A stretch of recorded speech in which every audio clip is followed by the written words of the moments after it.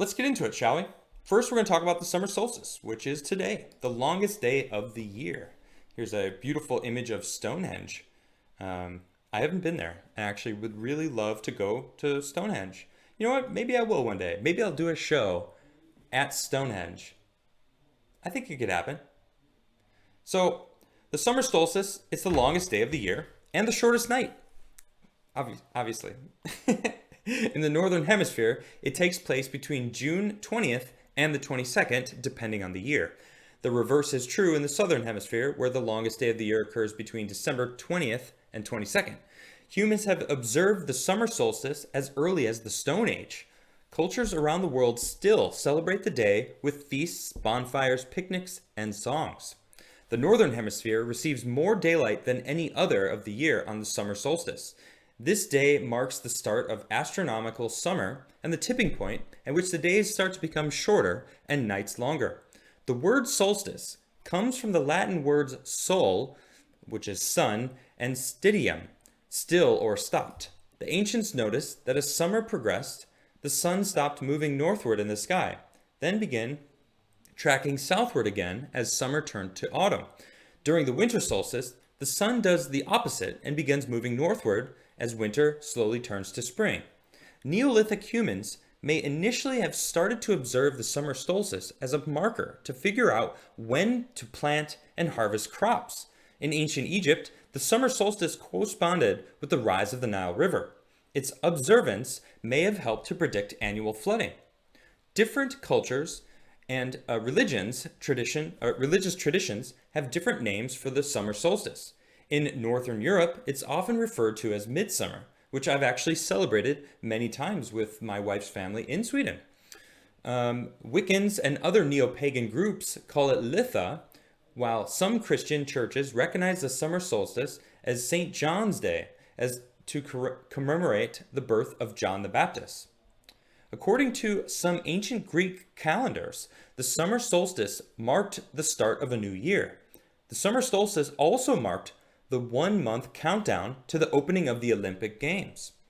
Coronia, a festival celebrating Kronos, the god of agriculture, was also held around this time. The Greeks' strict social code was temporarily turned on its head during Cronia, with slaves participating in the merriment as equals, or even being served by their masters. In the days leading up to the summer solstice, the ancient Romans celebrated Vestalia, a religious festival in honor of Vesta, goddess of the hearth. During Vestalia, married women could enter the temple of Vesta and leave offerings to the goddess in exchange for blessings for their families. In ancient China, the summer solstice was associated with yin, the feminine force.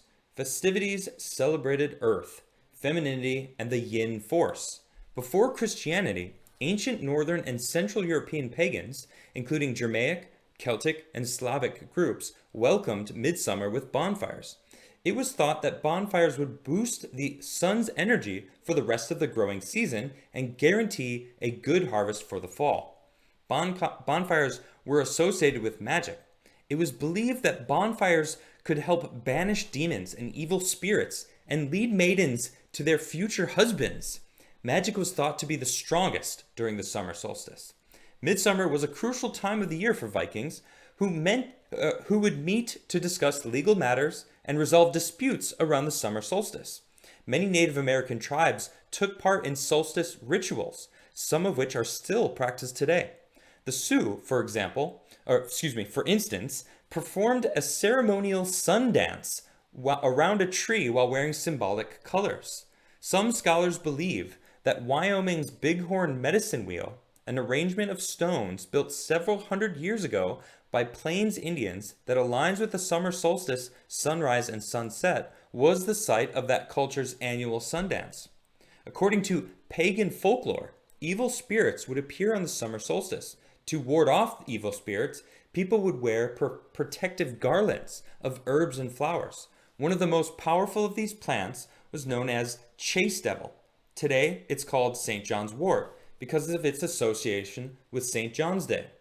Other summer solstice traditions hold that the ashes from a midsummer bonfire can protect one from misfortune or that the ashes, when spread across one's garden, will bring a bountiful harvest. The orientation of some archaeological structures are thought to reflect ancient observations of the summer solstice. From the view of the Sphinx, the sun sets squarely between between the Great Pyramids of Khufu and Khafre on Egypt's Giza Plateau on the summer solstice. Archaeologists have long debated the purpose and uses of Stonehenge, a Neolithic megalith monument in the south of England. The site is aligned with the direction of the sunrise on the summer solstice. While some have theorized that Stonehenge was the location of a prehistoric summer solstice rituals, there's little archaeological evidence that it was used this way. I think it was. Many cultures still celebrate the summer solstice. Midsummer festivals are especially popular in Northern Europe, where bonfires are lit, girls wear flowers in their hair, and homes are decorated with garland and other greenery. In some parts of Scandinavia, maypoles are erected and people dance around them at midsummer instead of May Day. I've actually made my own midsummer pole, and the maypole, and it's pretty fun. And we've made little mini versions of it, and I've actually gone to an event, actually many times. I was in one of the largest midsummer gatherings ever, and it happened to be in New York City because there's just a lot of Swedes that were there, and some people actually went there, and all the Swedes that live in probably Eastern America all went to New York for that midsummer celebration. It was quite a fun time, and I've danced around the pole. Neo-pagans, Wiccans, and New Agers around the world hold summer solstice celebrations. Each year, thousands gather at Stonehenge to commemorate the longest day of the year. And that's it. I'm actually really excited because it's a really big part of my wife's family, midsummer. I mean, I love traditions. I love celebrating with family. My family is all over the place. The Krigler side of my family is huge.